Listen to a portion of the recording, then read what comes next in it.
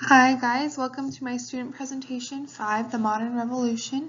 In this presentation, I'm going to talk a little bit about the modern revolutions and the steps that were taken to get to this point. Let's begin our discussion by answering the question, what is the modern revolution? The modern revolution began about 200 years ago and still refers to our time. The modern revolution is characterized by increases in exchange networks and trade, larger scale of innovation, and new energy sources such as coal, oil, and fossil fuels. The beginning of the modern age is known as modernity. Modernity created the world we live in today. Geologists classify modernity as the Anthropocene. Globalization is also a large factor and must be examined when addressing the modern era. Although the modern era is the source of many wonderful inventions and has provided us with so many great positive things, it also has had some negative effects, including the negative effects on the biosphere. The modern revolution can be defined by many things today. I will be talking about 3 components of modernity, as well as the ingredients and conditions that got us to this time, and the 6 most important changes that fueled the modern age. As we learned over the last semester, in order to enter into a new threshold, the right ingredients must be met with the right conditions. In the 8th threshold, the modern revolution, the right ingredients met with the right conditions, and we became a global species. After the 1500s, humans began to connect globally, which led to large increases in exchange networks, which led to increases in innovation. Another ingredient was the new sources of energy that were being found, especially fossil fuels, such as coal, oil, and natural gases. We used that energy to power large machines, and eventually we were able to extract nuclear power as well. The ingredients are globalization and new energy sources, which were met with Goldilocks conditions of increasing use of energy and the interconnection of the 4 world zones, which combined to create a globally connected human society, leading us into the modern revolution. Modernity is marked by the beginning of the modern revolution. Modernity is characterized by the high rates of innovation and the extraordinary energy flows.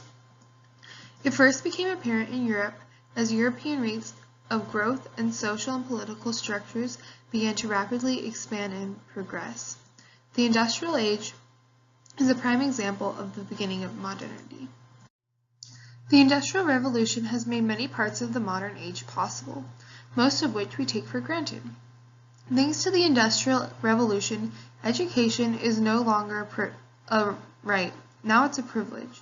We can eat fruits year-round, despite their seasons. We have electricity, cars, we can own things we do not produce ourselves.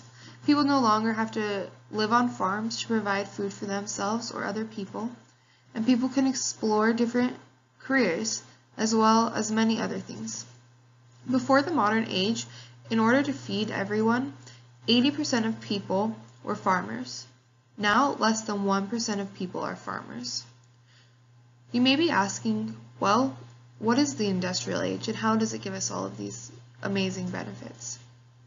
John Green characterizes the Industrial Revolution as an increase in production brought about by the use of machines and characterized by the use of new energy sources. Access to new energy sources made it possible for production rates to rise, which created a positive feedback loop in which new technology made for better innovations, which led to new technology. As I stated at the beginning of this presentation, geologists have referred to the modern revolution as the Anthropocene. The Anthropocene has been marked as a time where one species predominantly changed the biosphere and environment of the Earth. That species is humans. David Christian said, for the first time in the 3.5 billion year history of life on Earth, a single species, humans, has gained the capacity to effect major change in the entire biosphere. Evidence for this change is most predominantly climate change. Glaciers are melting, sea levels are rising, animals are migrating from their origins, natural disasters are amplifying, weather is changing, and there are even changes in the Earth's biosphere. Humans have changed the face of the Earth so much in its atmosphere that these changes can be seen from space. The biggest factors of change during the 20th century are said to be relationships. Our relationships with the biosphere and with other people. CO2 emissions from greenhouse gases have changed the chemistry of the atmosphere as well as the ocean. And we continue to exploit the Earth in ways that make it very obvious that our relationships with the Earth has changed drastically. Globalization is the effect of our world coming together and working together across different cultures and countries.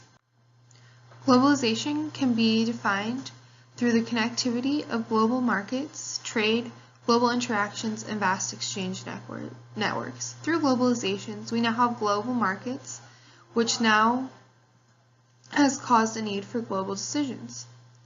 David Christian says that globalization is the interconnection and reliability of different countries and their economies. Globalization is the modern interconnectivity of the world in the late 20th and 21st century.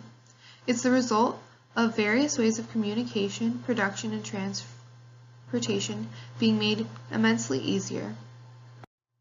There are, of course, both pros and cons to globalization. Some of the pros are accelerated innovations. We now have larger exchange networks which make it easier and more productive to spread our ideas and to create innovations and to invent. Travel has become much easier as the world zones have become more connected and more accepting and inviting. There's more cultural exposure as people are able to travel to different regions and different lands, and people are moving around and bringing those cultures with them. For manufacturing, jobs are being moved overseas to make for cheaper and easier production. This creates wealth and jobs in developing countries. By trading and moving production overseas and our connected global markets, there are strong relationships between countries due to our trading, and immigration has become much easier. Some of the cons, however, are its negative impact on the environment. And this next con comes from the instability of having a global market. When one part of the world has an economical change or something drastic happens that affects the entire world, just like the 2008 global financial crisis. The loss of manufacturing jobs in more developed countries such as the U.S. means that there are less jobs for U.S. citizens, and smaller cultures tend to be forgotten. We've talked about many important components of the modern revolution and how they play a role in the modern era, as well as helping us get to the modern era. However, there are 6 changes that are most important to the age of modernity. These 6 main drives led to the modern age. They are population growth, technological virtuosity, increased political and military power, transformed lifeways, new modes of thought, and acceleration. Population helped spur the modern age because with the more people, the more connectivity there was, the more innovation, and the bigger the exchange networks were. So there was more inventions and more opportunities. Technological virtuosity was brought because of population growth, but it also helps sustain population growth. The technology that we have due to technological virtuosity has helped to lengthen life expectancies and helped us in many ways. Increased political and military power was also very important in shaping the modern revolution. Due to the increases in wealth and people, there was a bigger need to supply support and defense. The military and political powers have had a bigger role in providing protection against outside forces. Even our lifeways have been transformed to help us come into the modern revolution. We have new modes of thoughts and innovation is accelerating at an intense amount. Well, that's it for my presentation. Thanks for watching. I hope you enjoyed, and here's a list of my cited sources.